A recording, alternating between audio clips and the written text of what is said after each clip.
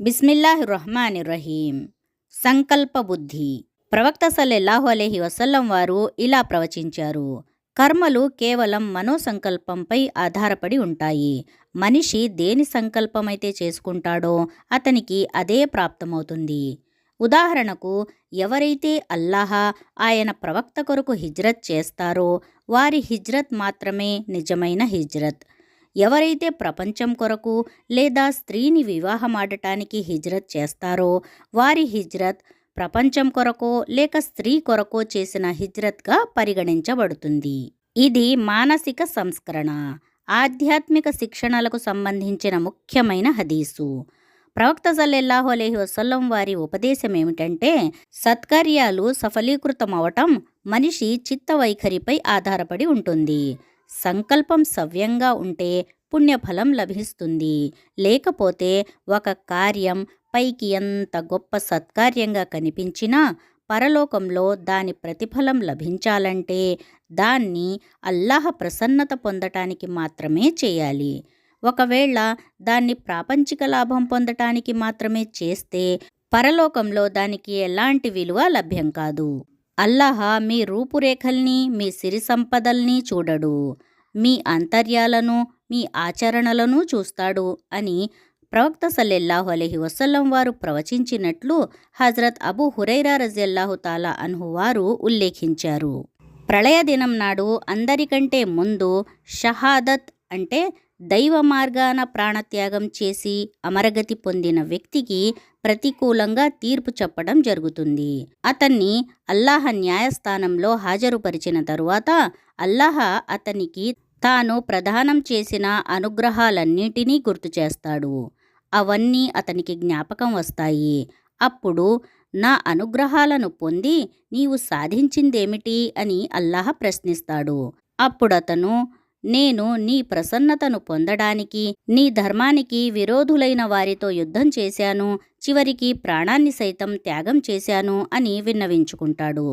దానికి అల్లాహ్ అతనితో, నా కోసమే నీవు పోరాడావనడం అబద్ధం. నీవు పోరాడింది, ప్రాణత్యాగం చేసింది జనులు నిన్ను ధీరుడు, శూరుడు అనాలని. తదనుగుణంగా ఆ ప్రతిఫలం నీకు ప్రపంచంలోనే లభించింది అని అంటాడు. ఆ తరువాత ఆ అమరగతుణ్ణి బోర్లా పడవేసి ఈడ్చుకొని పోయి నరకంలో పడవేయవలసిందని ఆదేశించటం జరుగుతుంది. అలాగే అతన్ని నరకంలో పడవేస్తారు. తరువాత మరో వ్యక్తిని అల్లాహ్ న్యాయస్థానంలో హాజరుపరుస్తారు. అతను ధర్మజ్ఞాని, ధర్మ బోధకుడు, ఖురాన్ పాఠకుడును. అల్లాహ్ తన వరప్రసాదాలను అతనికి జ్ఞాపకం చేస్తాడు. అవన్నీ అతనికి జ్ఞాపకం వస్తాయి. అతన్ని వీటిని పొంది నీవు సాధించిందేమిటి అని అడుగుతాడు అల్లాహ్. అతడు సవినయంగా చెప్పుకుంటాడు, అల్లాహ్, నేను నీ కొరకు నీ ధర్మజ్ఞానాన్ని అభ్యసించాను, నీ కోసమే దాన్ని ఇతరులకు బోధించాను, నీ కొరకే ఖురాన్ పఠించాను. దానికి అల్లాహ్, నువ్వు అబద్ధం చెప్పావు, జనులు నిన్ను పండితుడు అనాలనే ఉద్దేశంతో నీవు ధార్మిక విద్యను అభ్యసించావు. ప్రజలు నిన్ను ఖురాన్ జ్ఞాని అనాలనే ధ్యేయంతో నీవు ఖురాన్ పఠించావు. దానికి ప్రతిఫలం నీకు లోకంలోనే లభించింది అని పలికి ఇతన్ని బోర్లా పడవేసి ఈడ్చుకుపోండి, నరకంలో పడవేయండి అని ఆదేశిస్తాడు. అతన్ని ఈడ్చుకొని పోయి నరకంలో పడవేస్తారు. మూడవ వ్యక్తి హాజరవుతాడు. అల్లాహ్ అతనికి ప్రపంచంలో సకల సంపదలను పుష్కలంగా ప్రసాదించి ఉంటాడు. అతనికి తన అన్ని అనుగ్రహాలను గుర్తు చేస్తాడు అల్లాహ్.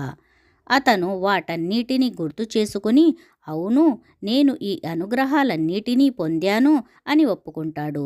అప్పుడు అతనితో అల్లాహ్, నా అనుగ్రహాలు పొంది నీవు ఏ కార్యాలు చేశావు అని ప్రశ్నిస్తాడు. సమాధానంగా అతడు నివేదించుకుంటాడు, ఏ ఏ మార్గాల్లో ధనం ఖర్చు పెట్టడం నీకు ప్రీతికరమో ఆ మార్గాలన్నిటిలో నీ ప్రసన్నత కొరకు నేను ధనం ఖర్చు చేశాను అని.